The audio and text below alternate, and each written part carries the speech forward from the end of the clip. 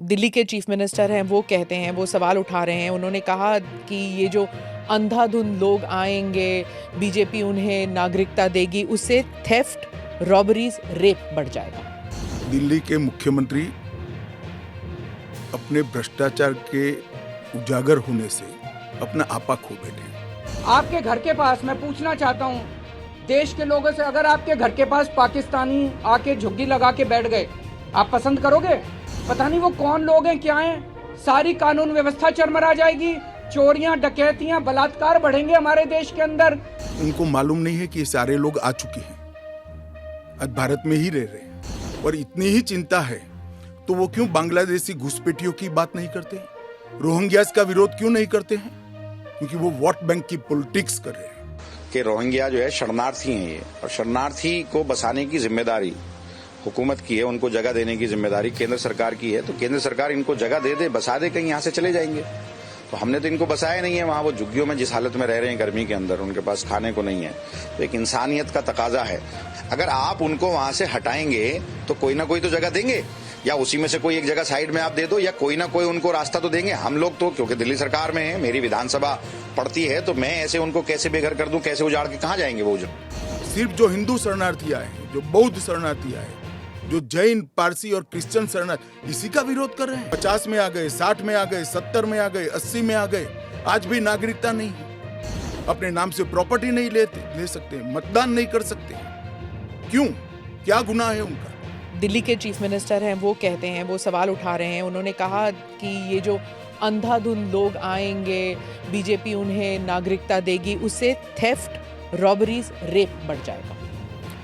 दिल्ली के मुख्यमंत्री अपने भ्रष्टाचार के उजागर होने से अपना आपा खो बैठे। उनको मालूम नहीं है कि ये सारे लोग आ चुके हैं, आज भारत में ही रह रहे हैं, सिर्फ इनको अधिकार नहीं मिला है, वो अधिकार देने की बात है।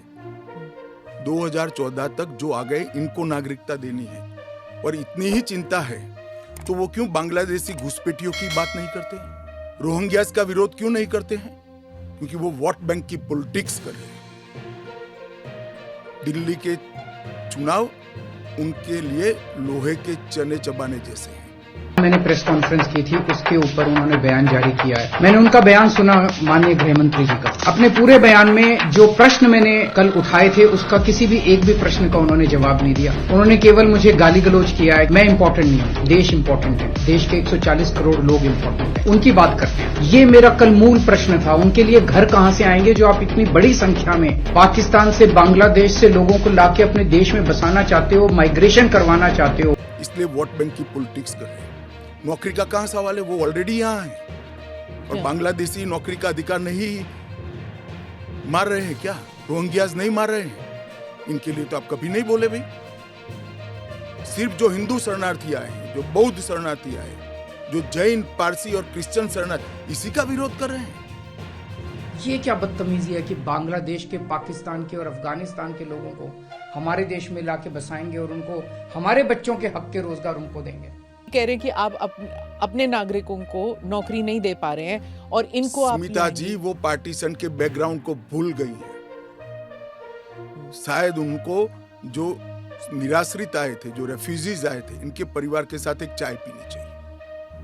अरबों खरबों रुपए की संपत्ति छोड़कर रेफ्यूजी बनकर यहाँ आए थे, दिल्ली के बाजार में सब्जियों की दुकान लगाई थी।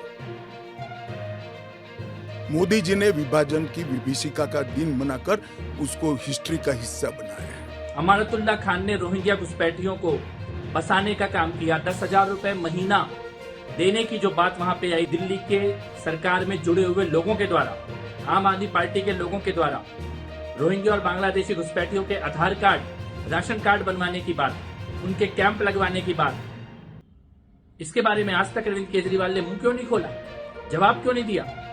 क्या हिंदू, सिख, जैन, बौद्ध और पारसी शरणार्थियों से ये आपकी दुश्मनी है? उसके अलावा सारे घुसपैठिए भी आपके मित्र हैं, आपके परिवार के लोग हैं, आपके दामाद हैं। लेकिन जब बात आती है पीड़ित, प्रताड़ित, शोषित सिखों की, जैन समाज के लोगों की, हिंदुओं की, बौद्धों की, पारसियों की, तब आप रोना शुरू कर देते हैं कि भारत में जगह नहीं है, भारत में लोगों के लिए जगह नहीं है। 2014 तक जो लोग आ चुके हैं उनके लिए यह कानून है।